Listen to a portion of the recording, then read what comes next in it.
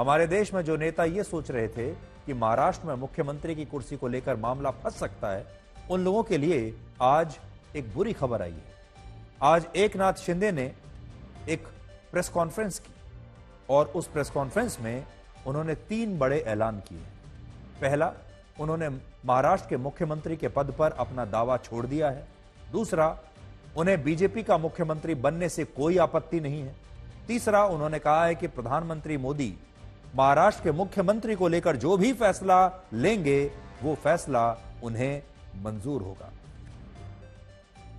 मैं तो कल आदरणीय प्रधानमंत्री जी से भी बात की, उनको भी कहा सरकार बनाने में हमारी तरफ से कोई अड़चन नहीं है, आप निर्णय ले लो, जैसे आपके भारतीय जनता पार्टी को आपका निर्णय अंतिम लेता है।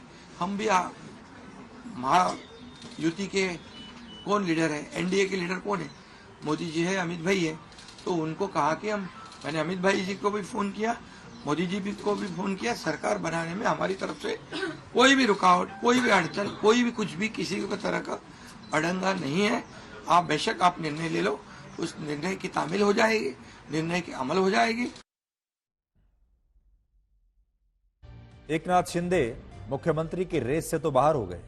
उन्होंने आज ये कह दिया कि जो मोदी जी फैसला लेंगे, प्रधानमंत्री मोदी जो भी महाराष्ट्र के मुख्यमंत्री को लेकर फैसला लेंगे वो उन्हें मंजूर होगा।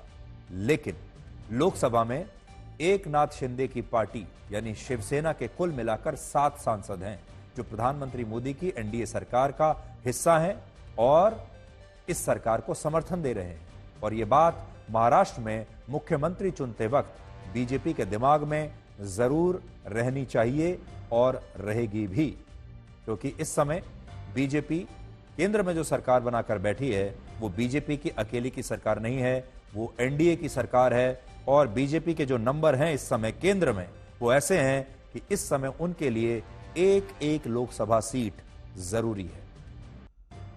ये बात महाराष्ट्र में मुख्यमंत्री पद का फैसला करते समय बीजेपी के शीर्ष नेतृत्व के दिमाग में जरूर रहेगी। कल दिल्ली में देवेंद्र फडणवीस, एकनाथ शिंदे और अजीत पवार की मुलाकात बीजेपी के शीर्ष नेतृत्व से होगी और उससे पहले देवेंद्र फडणवीस ने कहा है कि मुख्यमंत्री के पद पर जो फैसला होगा वो सर्वसम्मति से होगा। कि हमारी महायुति में कभी भी कोई एक दूसरे के प्रति अलग मत ये रहा नहीं है। हमने हमेशा साथ में बैठकर निर्णय किए हैं और चुनाव से पहले भी हमने कहा था कि चुनाव के बाद साथ में बैठकर निर्णय करेंगे। कुछ लोगों के मन में जो शंकाएं थी उनको दूर करने का काम सम्माननीय एकनाथ शिंदे जी ने किया है।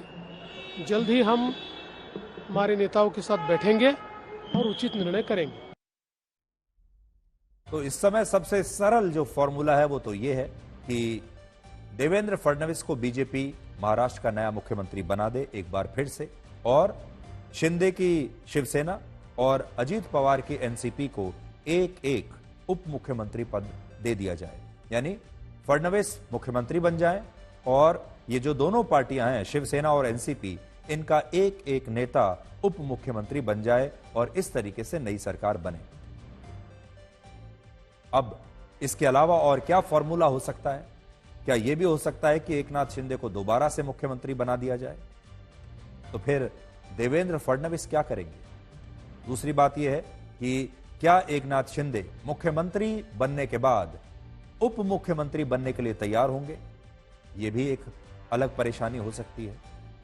तीसरी बात यह भी हो सकती है कि एकनाथ शिंदे को केंद्र में ले लिया जाए और एकनाथ शिंदे की पार्टी में किसी और को उप मुख्यमंत्री बना दिया जाए। बहुत सारे कॉम्बिनेशंस हो सकते हैं, बहुत सारे फॉर्मूले इस समय हो सकते हैं और इन पर अगले 24 घंटों में आपको आने वाले समय में पता चल जाएगा और हम कोशिश करेंगे कि सबसे पहले ये खबर आप तक हम पहुंचाएं।